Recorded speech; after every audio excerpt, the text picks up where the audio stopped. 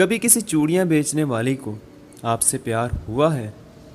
وہ کرتی ہے محبت، دیکھنا کبھی مجھ سے ہوا تھا ایک چوڑیاں بیچنے والی کو پیار۔ کہتی تھی اوے علی میرے نال شادی کر لے، تینوں خود بھیک مانگ کر کھلاؤں گی پر شادی کر لے۔ کیا محبت تھی اس کی، جہاں بھی جاتی تھی میرے لیے وہاں کی مشہور چیز تحفے میں لاتی تھی۔ پھر ہمارے ہی گاؤں میں 4 سال بیٹھے رہے، بہاول نگر سے تھے وہ۔ روزانہ آتی، منتیں کرتی، جہاں بھی ملتی روک لیتی مجھے، اور بس یہی کہتی تھی اوے علی شادی کر لینا مجھ سے۔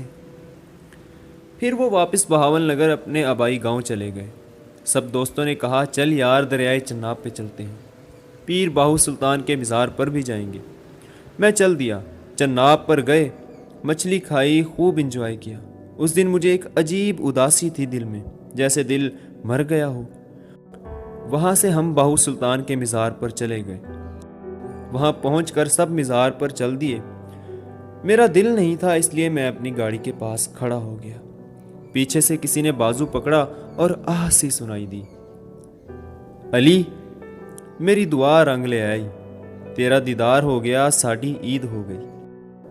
میں جب بھی دربار پر آتی تھی تجھے مانگتی تھی، آپ تیری لائی بیٹھی ہوں، شادی نہیں کی۔ آنسو تھے۔ کہتی ہے بھیک مانگنا، چوڑیاں بیچنا میرا قصور تو نہیں، نہ ہی میری قسمت اور نہ ہی میرے نصیب کا قصور ہے، تو سزا مجھے کیوں؟ وہ سب کے سامنے گلے لگ کے رونے لگی اور گھر چلنے کے لیے پاؤں پکڑ لیے۔ لوگ دیکھ رہے تھے، بہت بے عزتی ہوئی۔ سب لوگ جمع ہو گئے، سب دوستوں نے کسی طرح اس کے ہاتھ گلے سے چھڑوائے اور اس کو پکڑ کر کار میں بٹھایا، اور دوستوں کو کہا تم نہ جانا ساتھ اس کے گھر، نہیں تو اس کے گھر والے پریشان ہو جائیں گے۔ اس کا گھر وہاں سے 50 کلومیٹر دور تھا۔ راستے میں ساری ریت ہی ریت تھی، اس لیے گاڑی کی ہوا نکال کر بہت مشکل سے اس کے گاؤں پہنچے۔ سب لوگ دیکھ رہے تھے عجیب نظروں سے۔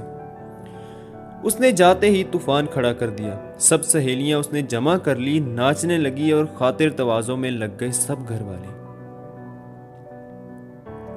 مجھے لگ رہا تھا آج خیر نہیں، آج خودکشی واجب ہوگی۔ یار اس نے اپنے ہاتھوں سے ایسے ایسے کھانے بنائے کہ الفاظ نہیں میرے پاس۔ رات ہو گئی، اس کے ابا، اس کے بھائی سب کام سے واپس گھر آ گئے، سب خوش ہونے لگے۔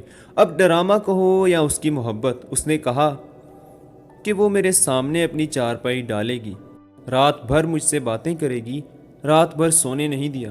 باتیں اس کی ختم ہو ہی نہیں رہی تھی۔ صبح ہوئی، اس کی ایک سہیلی، وہ اور اس کا ایک بھائی مجھے واپس دربار پر چھوڑ گئے۔ جب جانے لگے تو ہاتھ چوم کر کہا قصور تیرا نہیں، میری قسمت کا ہے جو میں چوڑیاں بیچنے والی گھر پیدا ہوئی۔ وہ رونے لگ پڑی۔ بڑی مشکل سے ہم سب نے اسے چپ کروایا، شاپنگ کروائی، اور وہ چل دی، اور جاتے ہوئے تب تک دیکھتی رہی جب تک نظر جاتی۔ قسمت امیر ہو، دھن دولت تو کچھ بھی نہیں۔